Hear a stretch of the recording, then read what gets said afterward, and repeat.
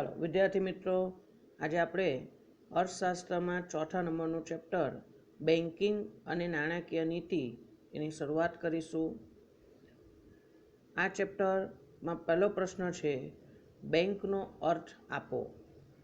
સામાન્ય રીતે આ પ્રશ્ન 1 માર્ક માટે પૂછાય છે બી વિભાગમાં, પણ એના અર્થ આપણને બે રીતે સમજાવેલા છે. એક અર્થ પ્રમાણમાં ટૂંકો છે, સહેલો છે. મોટાભાગે બધા વિદ્યાર્થી 1 માર્ક માટે એ જ અર્થ તૈયાર કરે છે અને લખે છે.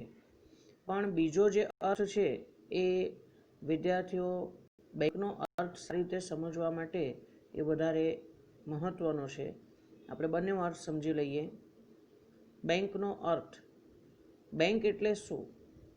માંગવામાં આવે એટલે નાણાં પરત કરવાની શરતે, માંગવામાં આવે એટલે નાણાં પરત કરવાની શરતે ધિરાણ કરવાના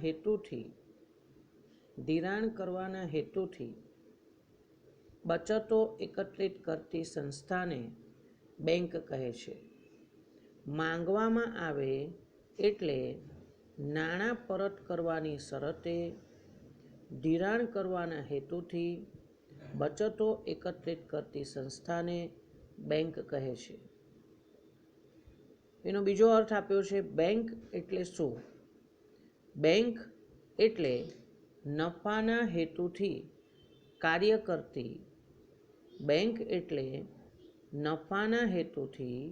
કાર્ય કરતી એવી ધંધાકીય સંસ્થા કે જે પ્રજાની બચતોને થાપણો તરીકે સ્વીકારે છે.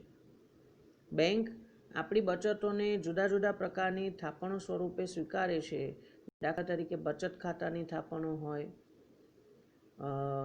બાંધી મુદત ખાતાની થાપણો હોય, રિકરિંગ ખાતાની થાપણો હોય, ચાલુ ખાતાની થાપણો હોય. એ રીતે બેંક નાગરિકો પાસેથી એમની બચતો થાપણો સ્વરૂપે લે છે અને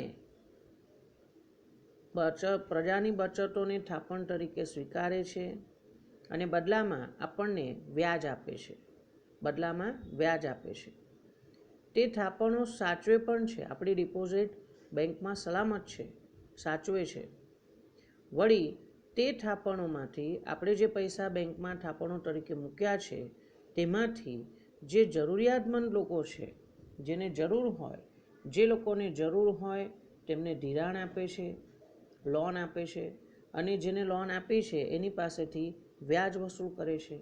ધિરાણ સામે વ્યાજ વસૂલ કરે છે તથા અતિરિક્ત નાણાંનું, જો આપણી બચતો હજુ પણ બેંક પાસે પડી રહી હોય, એનું લોન ના આપ્યું હોય, તો એ રકમ દેશના વિકાસ માટે વિવિધ ક્ષેત્રોમાં રોકાણ કરે છે. અહીં બેંકને નફો કરતી એક ધંધાકીય સંસ્થા તરીકે ઓળખવામાં આવે છે, કારણ કે બેંક જ્યારે લોન આપે છે ત્યારે વધારે વ્યાજ લે છે અને આપણી થાપણ ઉપર આપણને વ્યાજ ઓછું આપે છે. બે વ્યાજ વચ્ચેનો તફાવત એ બેંકની કમાણી છે. એટલે બેંક નફો કરતી એક ધંધાકીય સંસ્થા છે. બેમાંથી ગમે તે અર્થ આપણે લખી શકીએ, પણ પ્રમાણમાં નાનો હોવાથી પહેલો અર્થ જ બધા વિદ્યાર્થીઓ પસંદ કરે છે. બીજો પ્રશ્ન, બેંક શબ્દનો ઉદ્ભવ શી રીતે થયો? બેંક શબ્દનો ઉદ્ભવ શી રીતે થયો, કઈ રીતે થયો? 2 માર્ક માટેનો આ પ્રશ્ન છે, સ્વાધ્યાયમાં આપેલો છે. જવાબ, સંસ્કૃત ભાષામાં બેંકને મળતો શબ્દ ભાંડ છે. સંસ્કૃત ભાષામાં બેંકને મળતો શબ્દ ભાંડ છે, જેનો અર્થ મૂડીનો જથ્થો થઈ શકે છે. અને આ શબ્દ પરથી જ ભંડોળ શબ્દ બન્યો છે. આ જે ભાંડ શબ્દ છે એના ઉપરથી જ ભંડોળ શબ્દ બન્યો છે. અંગ્રેજીમાં બેંક શબ્દ ફ્રાન્સ અને ઇટાલીના શબ્દો જેવા કે બેન્કા, BANCA અને બેન્ક્યુ, આપણે એવો ઉચ્ચાર કરીએ જેથી કરીને સ્પેલિંગ ઝડપથી સમજાય. બેન્ક્યુ, BANQUE. ફરીથી અંગ્રેજીમાં બેંક શબ્દ ફ્રાન્સ અને ઇટાલીના શબ્દો બેન્કા અને બેન્ક્યુ પરથી ઉતરી આવ્યો છે. યુરોપમાં પ્રાચીન સમયમાં સરાફો, જે નાણાંની લેવડ દેવડ કરનારા લોકો છે એને સ્ટ્રોપ કહેવાય, સરાફો કહેવાય. સરાફો ઢળતી પાટલી પર નાણાંની લેવડ દેવડ કરતા હતા. ઢળતી પાટલી પર નાણાંની લેવડ દેવડ કરતા હતા. આમ પાટલી, જેને બેન્ચ કહીએ છીએ અંગ્રેજીમાં, આમ પાટલી એટલે કે બેન્ચ પર નાણાંના જથ્થાની ફેરબદલી થતી. આમ પાટલી એટલે કે બેન્ચ ઉપર નાણાંના જથ્થાની ફેરબદલી થતી અને અંગ્રેજીમાં બેંક શબ્દનો ઉપયોગ થવા લાગ્યો. અંગ્રેજીમાં બેંક શબ્દનો ઉપયોગ થવા લાગ્યો. વિશ્વની સૌપ્રથમ બેંક તરીકે સ્પેનમાં 1401માં સ્થપાયેલી બેંક ઓફ બાર્સિલોના ગણાય છે. ફરી એકવાર, આ 1 માર્કના પ્રશ્નોમાં આવી શકે છે, બોર્ડમાં પૂછાયેલું છે. વિશ્વની સૌપ્રથમ બેંક કઈ છે? તો સ્પેનમાં 1401માં સ્થપાયેલી બેંક ઓફ બાર્સિલોના ગણાય છે.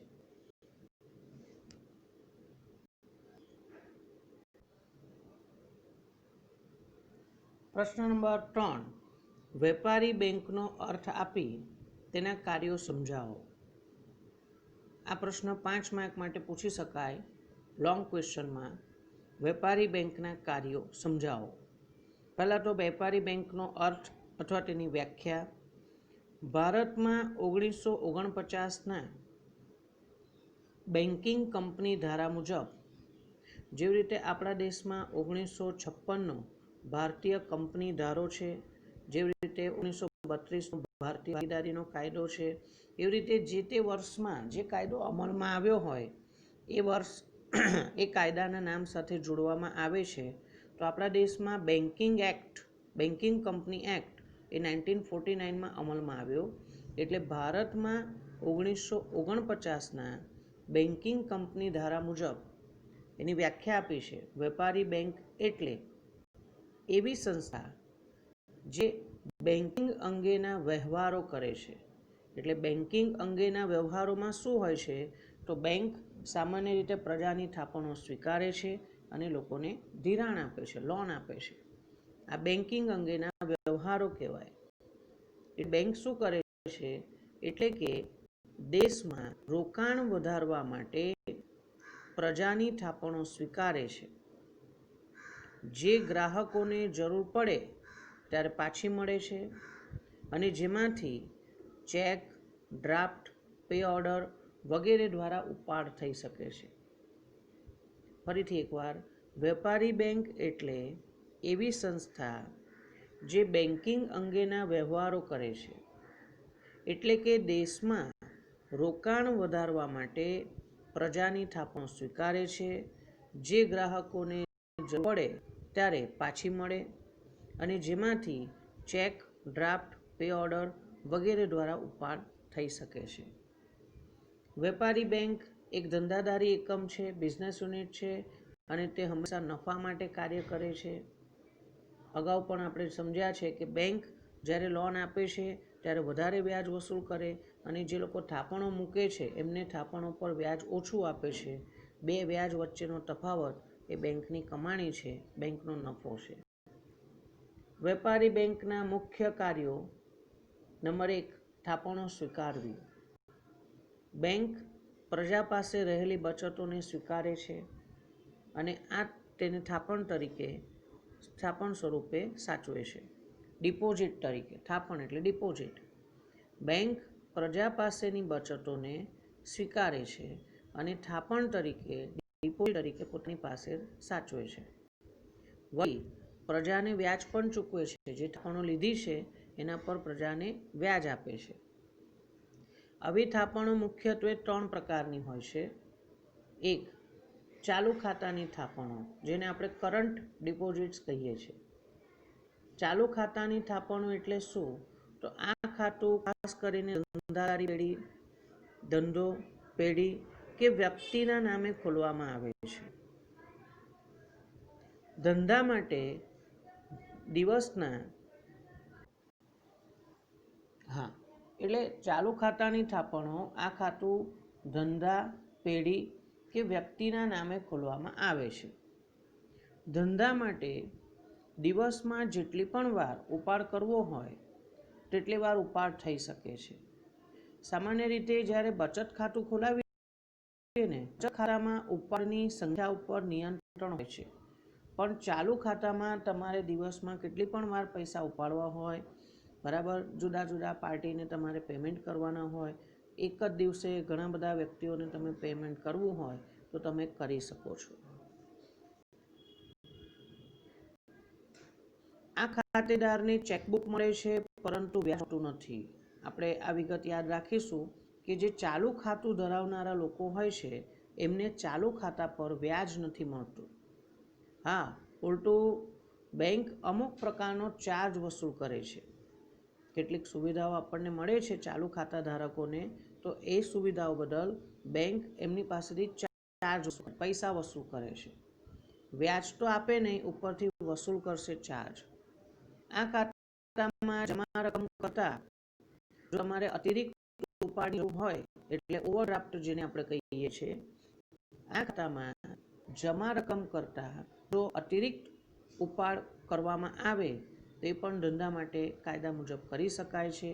નો ડાઉટ બેંક ઓવરડ્રાફ્ટ લઈએ તો એ બદલ આપણી પાસેથી વ્યાજ વસૂલ કરે છે, પણ આપણી જરૂરિયાત હોય, આપણને વધારાના પૈસા આપણા ખાતામાં બેલેન્સ હોય, એના કરતાં વધારે રકમ આપણને મળી શકે છે. એના પછી આપણને આપ્યું છે બીજા નંબરની થાપણોનો પ્રકાર, એ છે બચત ખાતાની થાપણો. આ ખાતામાં વ્યક્તિઓ પોતાની ટૂંકા ગાળા માટેની બચતો રાખે છે. જ્યારે પૈસા પાછા જોઈએ ત્યારે ચેકબુક દ્વારા તેનો ઉપાડ થઈ શકે છે. આવી થાપણો પર વ્યાજ પણ મળે છે, ભલે ઓછું તો ઓછું, લગભગ અત્યારે 3-3.5% આસપાસ બધી બેંક બચત ખાતા પર આપણને વાર્ષિક વ્યાજ ચૂકવતી હોય છે. એ પણ ઓછું છે, પણ આપણને કંઈક વ્યાજ મળે છે. આ ખાતામાં વ્યક્તિઓ પોતાની ટૂંકા ગાળા માટેની બચતો રાખે છે અને જ્યારે પૈસા પાછા જોઈએ ત્યારે ચેકબુક દ્વારા ઉપાડી શકે છે. એવું જરૂર નથી કે ફક્ત ચેકબુકથી જ ઉપાડાય, વિથડ્રોઅલ ફોર્મથી પણ ઉપાડી શકાય. આપણી પાસે ATM કાર્ડ હોય તો એનો ઉપયોગ કરીને પણ આપણે પૈસા ઉપાડી શકીએ છીએ. એ રીતે આવી થાપણ પર વ્યાજ પણ મળે છે. આજના સમયમાં ડેબિટ કાર્ડ, ક્રેડિટ કાર્ડ વગેરેથી પણ બચત ખાતામાંથી ઉપાડ કરી શકાય છે. હવે આ બચત ખાતાની થાપણોનો એક બીજો પ્રકાર છે, એની અંદર પેટા મુદ્દો, એ છે રિકરિંગ ખાતાની થાપણો.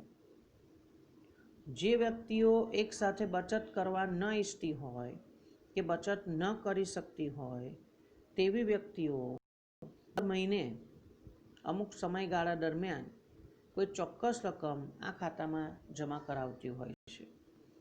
જે વ્યક્તિઓ એક સાથે બચત કરવા ન ઈચ્છતી હોય અથવા બચત ન કરી શકતી હોય, ધારો કે છૂટક લારી ગલ્લાવાળા હોય, દુકાનોવાળા હોય, જેમની આવક ફિક્સ નથી, બાંધો પગાર નથી કે દર મહિને ચલો 25,000 પગાર મળવાનો જ છે, એવું નથી.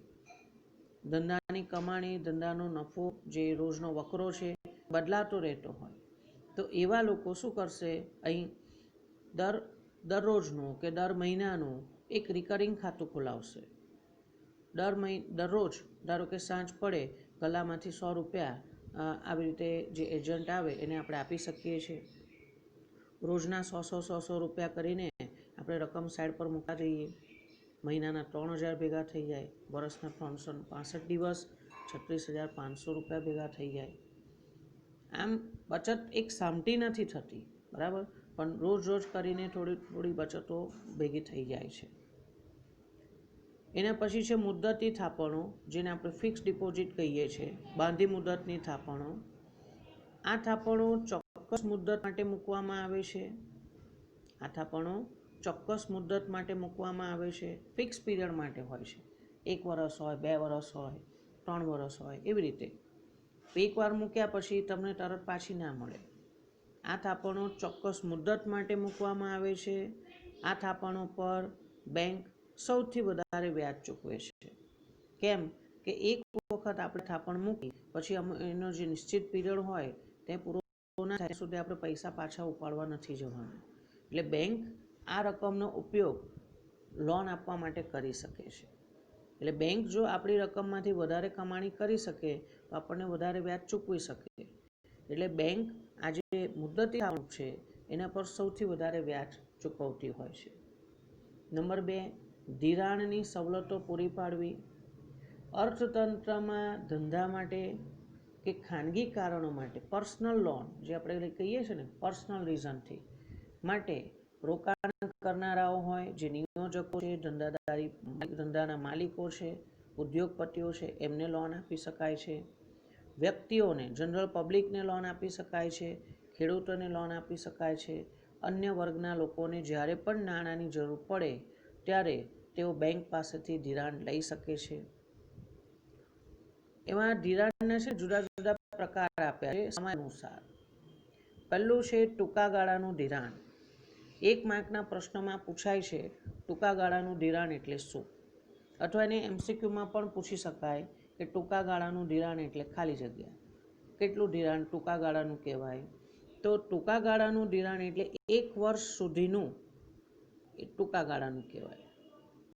મધ્યમ ગાળાનું ધિરાણ એટલે શું, તો 1 વર્ષથી માંડીને 1 વર્ષથી વધારે પણ 5 વર્ષ સુધીની લોન આપી તો એ મધ્યમ ગાળાનું ધિરાણ કહેવાય.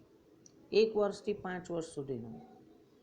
અને લાંબા ગાળાનું ધિરાણ એટલે શું, 5 વર્ષથી 15 વર્ષ સુધીનું ધિરાણ. લાંબા ગાળાનું ધિરાણ એટલે શું, 5 વર્ષથી 15 વર્ષ સુધીનું ધિરાણ. આને પણ 1 માર્કના પ્રશ્નમાં પૂછવું હોય તો પૂછી શકાય. ડાયરેક્ટ ક્વેશ્ચન તરીકે પૂછી શકાય કે લાંબા ગાળાનું ધિરાણ એટલે શું, અથવા એને MCQમાં પણ પૂછી શકાય. દરેક પ્રકારના ધિરાણ માટે વ્યાજના દર અલગ અલગ હોય છે. દરેક પ્રકારના ધિરાણ માટે વ્યાજના દર અલગ અલગ હોય છે. આપણે હોમ લોન લેવા જઈએ તો એનો વ્યાજનો દર અલગ હોય. કાર લોન લેવા જઈએ તો કાર લોનના વ્યાજનો દર અલગ અલગ હોય. આવી રીતે કોમ્પ્યુટર લેવું છે, ટીવી લેવું છે, મોટરસાઇકલ લેવી છે, તો બધાના વ્યાજના દર સરખા ના હોય. એના પછીનો મુદ્દો છે મુદ્દા નંબર 3, ચૂકવણી અને ઉપાડની સવલત પૂરી પાડવાની કામગીરી. બેંક ગ્રાહકોને સરળતાથી નાણાંની ચૂકવણી અને ઉપાડની સવલત વિવિધ રીતે પૂરી પાડે છે. બેંક ગ્રાહકોને સરળતાથી નાણાંની ચૂકવણી અને ઉપાડની સવલત વિવિધ રીતે પૂરી પાડે છે. જેમાં ચેક દ્વારા ઉપાડ કરી શકાય, ઉપાડ ચિઠ્ઠી દ્વારા ઉપાડ કરી શકાય, ડ્રાફ્ટ દ્વારા ઉપાડ કરી શકાય, પે ઓર્ડર દ્વારા ઉપાડ કરી શકાય, debit card, credit card, ATM, automatic teller machine, ATM, internet banking વગેરે સુવિધાઓ સમાવેશ છે. આટલી બધી જુદી જુદી રીતે આપણે આપણા પૈસા ઉપાડી શકીએ છીએ. નંબર 4, શાક સર્જનની કામગીરી. નાણાંનો પુરવઠો નાણાંની માંગને અનુરૂપ રહે તે માટે બેંકો શાક સર્જનનું કાર્ય કરે છે. નાણાંનો પુરવઠો સામાન્ય રીતે રિઝર્વ બેંક દ્વારા નક્કી થતો હોય છે. રિઝર્વ બેંક કેટલી નોટો છાપે છે એના આધારે નાણાંનો પુરવઠો નક્કી થાય છે. અને નાણાંની માંગ જુદા જુદા હેતુ માટે થતી હોય છે. ધારો કે આપણા વિનિમયનો હેતુ હોય, જુદી જુદી ચીજ વસ્તુઓ કે સેવાઓ ખરીદવા માટે હોય. સાવચેતીનો હેતુ, બચતો કરીએ છીએ આપણે શેના માટે, સાવચેતી માટે, પ્રિકોશનરી મોટિવ. અણધારી મુસીબત આવી પડે, અણધાર્યો આકસ્મિક ખર્ચ આવી પડે એના માટે આપણે પૈસા સાચવી રાખવા પડે. બરાબર, આપણે મેડિક્લેમ લેતા હોય છે, જીવન વીમા પ્રીમિયમ ભરતા હોઈએ છીએ. શેના માટે, સાવચેતી માટે. અને જો આપણી પાસે આપણી જરૂરિયાતો સંતોષાઈ જતાં વધારાના પૈસા વધે તો એનો સંગ્રહ કરવાનો, સટ્ટાખોરી કરવાની. જમીન, સોનું, મકાન એવી મિલકતો ખરીદી રાખવાની, કોઈ કંપનીના શેર ખરીદી રાખવાના. ભવિષ્યમાં ભાવ વધે તો આપણે એને વેચીને નફો કમાઈ શકાય, તો એને સટ્ટાકીય હેતુ કહેવાય. તો આવા જુદા જુદા હેતુ માટે નાણાંની જરૂર પડતી હોય છે. તો નાણાંની માંગ અને નાણાંનો પુરવઠો એ બંને વચ્ચે સમતુલા રહે, સરખા રહે તે માટે બેંક શાક સર્જનનું કાર્ય કરે છે. શાક સર્જન દ્વારા અત્યારે પ્રવર્તમાન નાણાંના જથ્થામાંથી એટલે કે નાણાંની થાપણોમાંથી આપણે નવા નાણાંનું સર્જન કરી શકીએ છીએ, જેને કહેવાય છે કે નાણાંનો પુરવઠો બને છે. અલગથી આવો પ્રશ્ન આપણે ભણવાના છે, વેપારી બેંકની શાક સર્જનની કામગીરી સમજાવો. ઇમ્પોર્ટન્ટ ક્વેશ્ચન છે, બોર્ડમાં 2 વખત પૂછાઈ ચૂક્યો છે. મુદ્દા નંબર 5, આંતર બેન્કિંગ વ્યવહારો કરવા. અંદર એક બેંક બીજી બેંકને પણ ધિરાણ આપી શકે છે, બરાબર. ઇન્ટર બેન્કિંગ ટ્રાન્ઝેક્શન્સ, એક બેંક બીજી બેંકને ટૂંકા કે લાંબા સમય માટે ધિરાણ પૂરું પાડતી હોય છે. ટૂંકા ગાળાનું ધિરાણ એટલે શું? એટલે ટૂંકા ગાળાનું ધિરાણ જે 1 વર્ષ સુધીનું હોય છે. તો ટૂંકા ગાળાનું ધિરાણ એક બેંક બીજી બેંકને જ્યારે આપે ત્યારે મધ્યસ્થ બેંકને વચ્ચે રાખીને આપે છે અને આને કોલ મની કહેવાય છે. 1 માર્કનો પ્રશ્ન પૂછવો હોય કોલ મની કોને કહેવાય? તો ટૂંકા ગાળાનું ધિરાણ એક બેંક બીજી બેંકને આપે છે. ત્યાં કેવી રીતે? તો મધ્યસ્થ બેંકને વચ્ચે રાખીને, તો તેને કોલ મની કહેવાય છે. આ બધા વેપારી બેંકના મુખ્ય કાર્યો છે, જેના 5 મુદ્દા આપણે ભણ્યા. હવે આપણે જોઈએ વેપારી બેંકના ગૌણ કાર્યો. વેપારી બેંકના ગૌણ કાર્યોમાં પહેલું છે ગ્રાહકોના એજન્ટ તરીકે તથા ઉપયોગી સેવાઓ પૂરી પાડવાનું કાર્ય. ગ્રાહકોના એજન્ટ તરીકે તથા ઉપયોગી સેવાઓ પૂરી પાડવાનું કાર્ય. એકબીજાથી અજાણ્યા આયાતકારોને અને નિકાસકારોને શાખનું પ્રમાણપત્ર આપે છે, ક્રેડિટ સર્ટિફિકેટ આપે છે. ધારો કે આપણા દેશનો કોઈ આયાતકાર હોય, એને ક્રેડિટ સર્ટિફિકેટ આપશે એના નામે કે આ વ્યક્તિની આર્થિક પરિસ્થિતિ સારી છે અને એની સાથે વેપાર કરવામાં વાંધો આવ્યો નથી, તમે ઉધાર માલ શાખ પર એને વેચશો તો એના પૈસા મળી જવાની તમને ગેરંટી છે. આવું ક્રેડિટ સર્ટિફિકેટ આપણા દેશની બેંક ઇસ્યુ કરે તો આપણા દેશના આયાત કરનારને બહારના દેશમાંથી ઉધાર માલ ખરીદી શકાય છે. કેટલીક આર્થિક પ્રવૃત્તિઓ માટે બાંહેધરી પણ આપે છે, ગેરંટી પણ આપશે કે આ વ્યક્તિ તમને પૈસા ચૂકવી દેશે, નહીં ચૂકવે તો અમે એની ગેરંટી લઈએ છીએ. કેમ કે આ વ્યક્તિનું બેંકમાં ખાતું હોય, એના જે ટ્રાન્ઝેક્શન્સ છે બેંકમાં લેવડ દેવડ કરતો હોય, એના ઉપરથી બેંકને અંદાજો આવે કે વ્યક્તિની આર્થિક પરિસ્થિતિ કેવી છે. બીજું છે ક્યારેક બેંકો કરવેરાના ચલણો ભરવાની પણ સુવિધાઓ પૂરી પાડે છે. ક્યારેક બેંકો કરવેરાના ચલણો, ઇન્કમ ટેક્સના ચલણ જો ભરવાના હોય, આપણે ઇન્કમ ટેક્સ ઓફિસમાં જઈને લાંબી લાઈનોમાં ઊભું હોય એના બેંકમાં પણ આપણે ઇન્કમ ટેક્સનું ચલણ ભરી શકીએ છીએ. ગ્રાહકોને કિંમતી વસ્તુઓ જેવી કે દાગીના હોય, મહત્ત્વના દસ્તાવેજ હોય, ધારો કે મકાનના કાગળિયા હોય કે એવા કોઈ પણ મહત્ત્વના દસ્તાવેજ સાચવવા માટે સેફ ડિપોઝિટ વોલ્ટ એટલે કે લોકરની સુવિધા ભાડું વસૂલ કરીને આપે છે. બેંકમાં આપણે લોકર ખોલાવી શકીએ છીએ, એનું ભાડું આપણી પાસે વસૂલ કરે બેંક, પણ આપણે આપણા દાગીના હોય કે જમીન મકાનના દસ્તાવેજો હોય કે બીજા કોઈ મહત્ત્વના ડોક્યુમેન્ટ હોય એ આપણે આપણા લોકરમાં મૂકી શકીએ છીએ, સાચવી શકીએ છીએ. અને છેલ્લો પોઈન્ટ છે ખૂબ નાના કદની આર્થિક પ્રવૃત્તિઓ માટે અમુક વર્ગને ખૂબ નાના ધિરાણ, જેને આપણે માઇક્રો ફાઇનાન્સ કહીએ છીએ, માઇક્રો ફાઇનાન્સ પણ પૂરું પાડે છે. ખૂબ નાના કદની આર્થિક પ્રવૃત્તિઓ માટે અમુક વર્ગને ખૂબ નાના ધિરાણ, જેને આપણે માઇક્રો ફાઇનાન્સ કહીએ છીએ, એ પણ પૂરા પાડે છે. વેપારી બેંકના ગૌણ કાર્યોમાં બીજો, બદલાતા સમય સાથે આધુનિક સેવાઓ પૂરી પાડી. જેમ જેમ સમય સંજોગો બદલાઈ રહ્યા છે, ટેકનોલોજીમાં ચેન્જ આવી રહ્યો છે, નવી શોધખોળો થઈ રહી છે, તો બેંક પણ નવા કાર્યો હાથ ધરે છે. આજના સમયમાં ચલણ કે ચેક વાપર્યા વગર એક બેંકના ખાતામાંથી કોઈ અન્ય બેંકના ગ્રાહકના ખાતામાં થોડીક જ મિનિટોમાં આપણે નાણાંની લેવડ દેવડ કરી શકીએ છીએ, જે ઇલેક્ટ્રોનિક ટ્રાન્સફર થઈ શકે છે. જેના માટે NEFT national electronic fund transfer અને RTGS કરી શકાય છે. RTGS એટલે શું? Real time gross settlement. RTGS જેવી સુવિધાઓ ઉપલબ્ધ કરવામાં આવી છે. બીજું છે ઇન્ટરનેટ બેન્કિંગ તથા મોબાઈલ ફોનના બેન્કિંગ એપ દ્વારા. ઇન્ટરનેટ બેન્કિંગ અને મોબાઈલ ફોનના બેન્કિંગ એપ દ્વારા ગ્રાહક પોતાની બધી જ વિગતો કોમ્પ્યુટર અથવા મોબાઈલ ફોન પર મેળવી શકે છે. ઇન્ટરનેટ બેન્કિંગ તથા મોબાઈલ ફોનના બેન્કિંગ એપ દ્વારા ગ્રાહક પોતાની બધી વિગતો કમ્પ્યુટર અથવા તો મોબાઈલ ફોન પર મેળવી શકે છે, વસ્તુઓની ખરીદી કરી શકે છે, ટિકિટો પણ બુક કરાવી શકે છે, મૂવીની ટિકિટો હોય, રેલવે ટિકિટ હોય, વિમાનની ટિકિટ હોય વગેરે ટિકિટો પણ આપણે બુક કરાવી શકીએ છીએ. બેન્કો ડીમેટ ખાતાની પણ સગવડ પૂરી પાડે છે.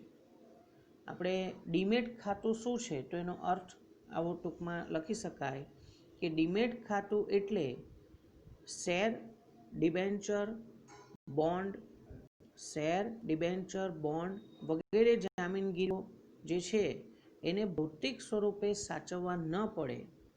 આ બધી જામીનગીરીઓને ભૌતિક સ્વરૂપે સાચવવા ના પડે તે માટેનું એક ઇલેક્ટ્રોનિક ખાતું છે. આમ આપણે આજે વેપારી બેંકનો અર્થ, વેપારી બેંકના કાર્યોમાં મુખ્ય કાર્યોના 5 મુદ્દા અને વેપારી બેંકના ગૌણ કાર્યોના 2 મુદ્દા સમજ્યા. ફરીથી એક વખત થોડા મુદ્દા રિકેપ કરી દઈએ. વેપારી બેંકના મુખ્ય કાર્યોમાં પહેલું હતું થાપણો સ્વીકારવી. થાપણોમાં જુદા જુદા પ્રકાર હોય છે. ચાલુ ખાતાની થાપણો, બચત ખાતાની થાપણો, એમાં આવે રિકરિંગ ખાતાની થાપણો અને મુદ્દતી થાપણો. બીજો મુદ્દો હતો ધિરાણની સવલતો પૂરી પાડવી. ત્રીજો મુદ્દો એ છે ચૂકવણી અને ઉપાડની સવલત પૂરી પાડવાની કામગીરી. નંબર 4 શાખ સર્જનની કામગીરી અને નંબર 5 આંતર બેન્કિંગ વ્યવહારો કરવા. તે ઉપરાંત વેપારી બેંકના ગૌણ કાર્યોમાં 2 મુદ્દા છે. એક ગ્રાહકોના એજન્ટ તરીકે ઉપયોગી સેવાઓ પૂરી